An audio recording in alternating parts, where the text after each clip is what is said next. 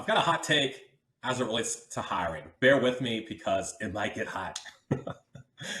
When people are hiring, a very common thing to put in the description is, hey, we're looking for A players. We're looking for rock stars or something like that. My thought is there are no A players. An A player is a B player who is always a B player, who is consistently a B player, who at minimum is a B player. Maybe they go up in the B plus and the A territory for their work, and maybe sometimes they slip down to B minus, maybe C plus. But I think that the A players are actually the B folks that can just be that consistent. My thoughts, I've seen this again in my own life. I can't speak for anybody else, but the times that I've succeeded the most have been when I've been consistently showing up and doing what I need to do and not doing anything special, not coming up with the world's greatest innovations, but just showing up on time, completing tasks on time. If I make a mistake, I fix it, coming with solutions, coming, solving problems, just doing that consistently. I think some people are maybe half C player, half A player.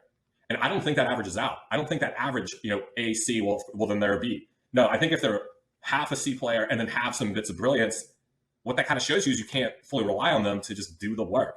And you want someone who can just show up and just crush it for, I don't know, one day out of the, every quarter, whatever that may be, or just like, hey, here's something brilliant, but for the next 4 months, I'm going to be really inconsistent, unreliable, and you're not going to be able to find me, or I'm not going to really help. But every now and then, I'm going to surprise you with just something brilliant. I don't know. I mean, it depends on how brilliant that is. If you want to talk like the top 0.1%, sure. But is that who you really are trying to find, that like 1 out of 1 billion Steve Jobs types? And Steve Jobs got fired from his own company for performance. They didn't want him. They didn't think he was good enough for Apple.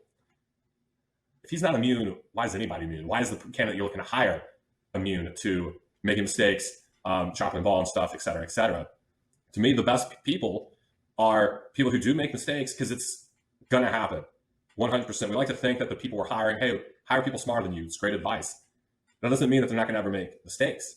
But those B players who do make mistakes, because we're all human, fix them, come up with solutions, are then proactive on how do we prevent this happening again.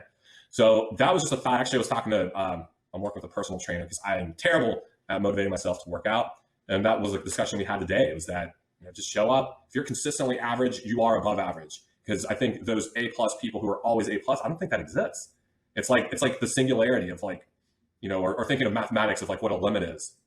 You can get close with that like kind of curve. You get close to the axis, but you never ever will reach that axis. Nothing is ever 100%. And I use that intentionally, even though it kind of contradicts itself.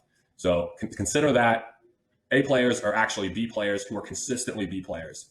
A C player is someone who is mostly a C player. Maybe they do B plus work. Maybe sometimes they do A plus work.